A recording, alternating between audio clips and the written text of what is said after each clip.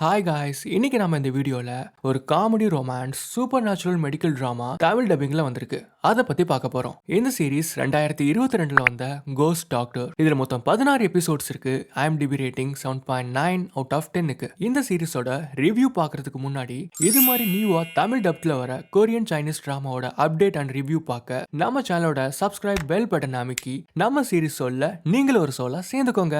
இந்த டிராமாவோட கதை என்னன்னு கேட்டீங்கன்னா, ஒரு பெரிய ஹாஸ்பிட்டல்ல டாக்டர் சான் ஒரு கார்டியாக் சர்ஜன் இருக்காரு. அவர் எப்படிப்பட்ட கேரக்டர்னு கேட்டிங்கன்னா, அவர் ஒரு மாதிரியான அரகண்ட் ரூடான கேரக்டர். அவர் ஏன் அப்படி ரூடா இருக்காருன்னு கேட்டிங்கன்னா, அவர் ஒரு ஜீனியஸான ஒரு பிரில்லியன்ட் டாக்டர். அவரோட ஸ்பெஷாலிட்டியில் அவர் தான் கிங்க்குன்னு சொல்லலாம். அவர் ஒரு பேஷண்ட்டை வந்து காப்பாற்ற முடியும் அப்படின்னா மட்டும்தான் கை வைப்பார். மித்தபடி தேவையில்லாமல் ரிஸ்க் எடுத்து என்னோட கெரியர்லாம் ஸ்பாயில் பண்ணிக்க முடியாதுப்பா அப்படின்னு சொல்லுவார்.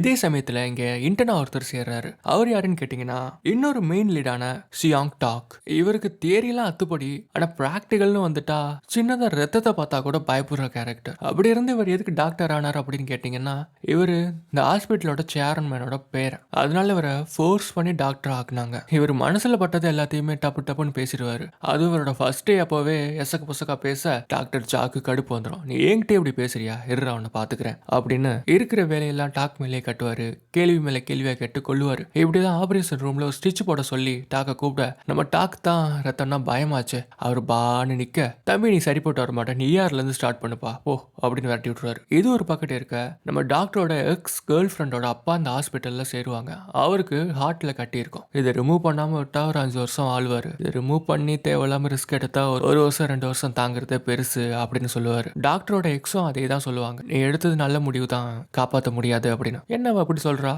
இவ சொன்னா எல்லாம் உண்மை ஆயிடுமா அப்படிங்கிற மாதிரி இவருக்கு ஈகோ டச் ஆகி ஆபரேஷனை வம்புக்குன்னு பண்ணுவாரு. ஆனா ஆபரேஷனை சக்சஸ் பண்ணிடுவாரு. இவருக்கு திடீர்னு அர்ஜென்டா ஒரு மெசேஜ் வந்து வெளியே போவாரு. அப்பதான் கதையே மாறும். இவருக்கு ஒரு ஆக்சிடென்ட் ஆயிரும். இவரோட சோல் வெளியே வந்துடும். இவர் அவசரமா ஹாஸ்பிட்டல் கூட்டு போவாங்க. அங்க இவருக்கு ஆபரேஷன் பண்றதுக்கு யாருமே இருக்க மாட்டாங்க. அப்போ இவரால் டாக்கோட உடம்புக்குள்ள மட்டும் போயிட்டு வர முடியும். இவர் என்ன பண்ணுவாருன்னு, இவரே ஆபரேஷன் பண்ணுவாரு, அதுவும் டாக்கோட உடம்புக்குள்ள போய். அப்புறம் அவர் அடிக்கடி டாக்கோட உடம்புக்குள்ள போய் நிறைய பேரை காப்பாத்துவாரு. இவருக்கும் டாக்குக்கும் ஒரு அண்டர்ஸ்டாண்டிங் வந்துடும். இப்போ நம்ம அந்த கதையில கவனிக்க வேண்டியது, டாக்டர் சாவோட ஆக்சிடென்ட்டுக்கும் நான் சொன்னல எக்ஸ் கேர்ள் ஃப்ரெண்டோட ஆபரேஷன் அதுக்கும் ஒரு தொடர்பு இருக்கு. அவர் திரும்ப டாக்டர் சா கோமால இருந்து எந்திரிச்சாரா அப்படிங்கறதான் பேலன்ஸ் கதை. இந்த சீரிஸ் சில எபிசோட்ஸ்ல மட்டும் லைட்டா இழுக்குது, ஆனா ரொம்ப நல்லா இருக்கு. அதோட தமிழ் டப்பிங்ல டாக்டர் சாக்கு கேப்டன் அமெரிக்கா வாய்ஸ் கொடுத்திருக்காரு. எனக்கு அவரை ரொம்ப பிடிக்கும். அவர் ரொம்ப காமெடியா அந்த கேரக்டருக்கு ஏத்த மாதிரி ஆப்டா பண்ணியிருக்காரு. அதுக்குன்னு மித்த கேரக்டர் குறை சொல்லக்கூடாது, எல்லாருமே சிறப்பா சூப்பரா பண்ணியிருக்காங்க. தமிழ் டப்பிங் ஆசமா இருக்கு. ஸோ தமிழ் டப்பிங்காகவே பார்க்கலாம். ஸோ அவ்வளோதான் இந்த வீடியோ. டாடா பாய்.